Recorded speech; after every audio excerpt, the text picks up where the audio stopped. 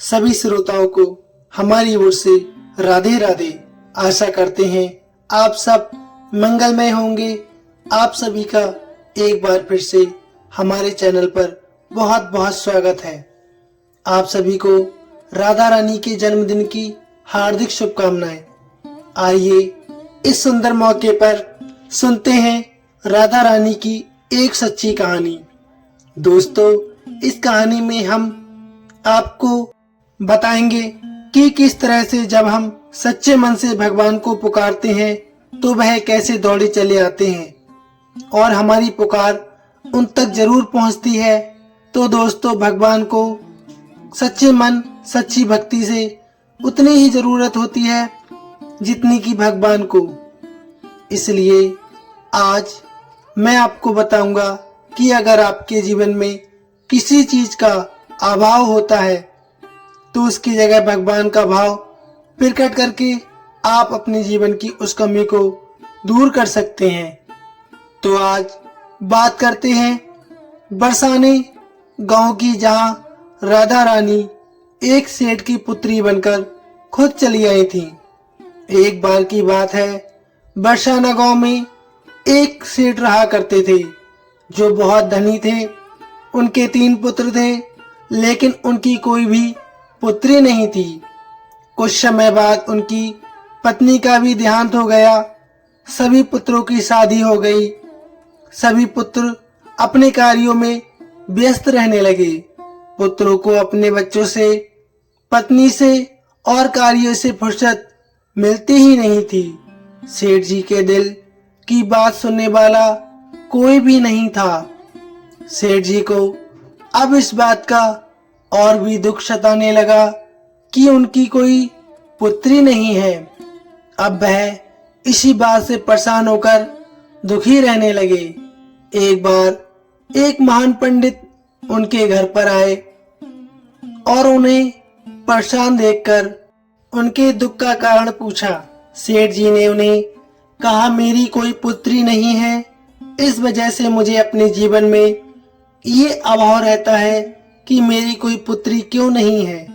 तो उन पंडित ने उनसे कहा, ये भी कोई परेशानी की बात है, तुम राधा रानी को अपनी बेटी समझ लो।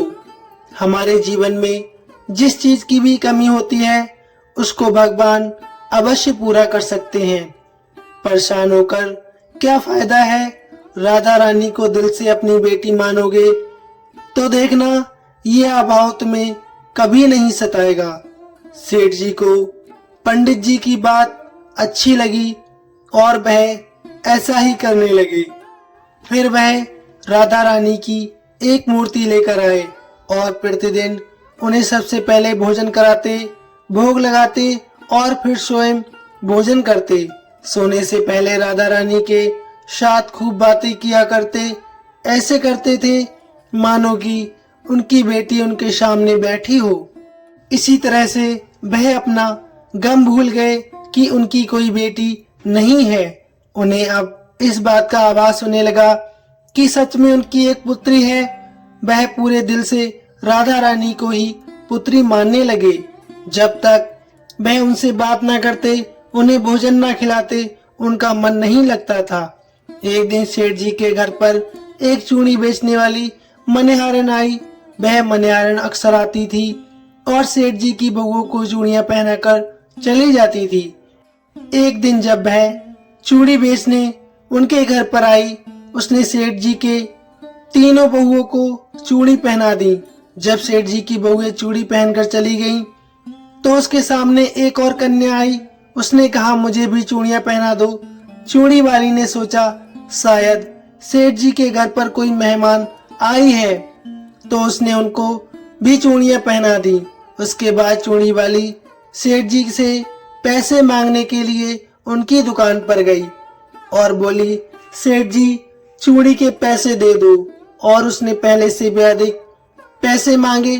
सेठ जी ने कहा, क्या तुमने चूड़ी के दाम बढ़ा दिए हैं? तो उसने कहा, नहीं, मैंने चूड़ी के दाम नहीं बढ़ाए हैं, परंतु आज मैंने 4 जनों को चूड़ियां पहनाई हैं। सेठ जी ने कहा, हमारे यहाँ तो 3 ही बहुएं हैं, तुमने चौथे को किसे पहनाई हैं? उसने कहा, नहीं, मैंने आज 4 जनों को चूड़ियां पहनाई हैं। सेठ जी ने कहा, तुमसे कोई गलती हुई है। मेरे घर पर चूड़ी पहनने के लिए सिर्फ मेरी 3 बहुएं ही हैं। और सेठ जी ने ऐसा कहकर चूड़ी वाली को 3 लोगों के पैसे दे दिए। चूड़ी वाली भी बिना कुछ बोले पैसे लेकर चुपचाप वहां से अपने घर को चली गई।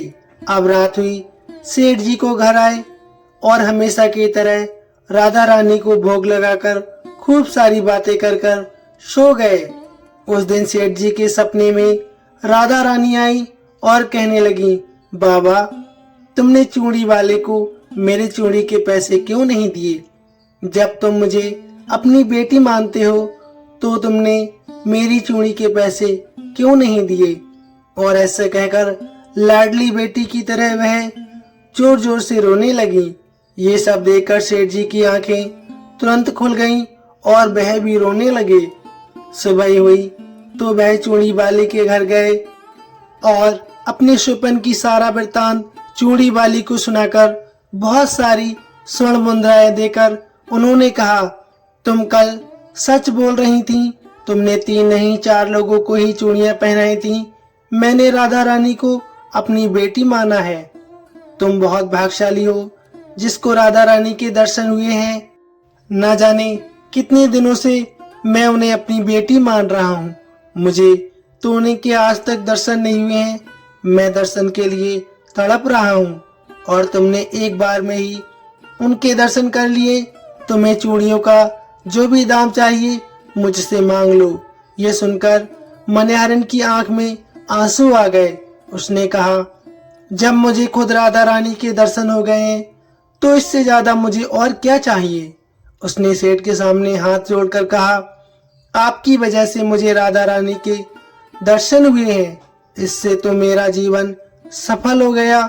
मुझे तो अब कुछ और नहीं चाहिए। सच्चे भक्त कहते हैं कि राधा रानी नाम जपने से ही समस्त पापों का नाश हो जाता है। समस्त दुखों का नाश के साथ धन या सम्मान इत्यादि में बढ़ोतरी होती है। तो ऐसे में अगर हमें राधा रानी के स्वरूप का दर्शन भी हो जाए तो हमारा जीवन धन हो जाएगा। इस प्रकार कथा समाप्त होती है। आपको कथा कैसी लगी प्लीज कमेंट में अवश्य बताइए। साथ ही चैनल को सब्सक्राइब कीजिए, वीडियो को लाइक शेयर कीजिए और प्रेम से बोलिए राधे राधे। धन्यवाद।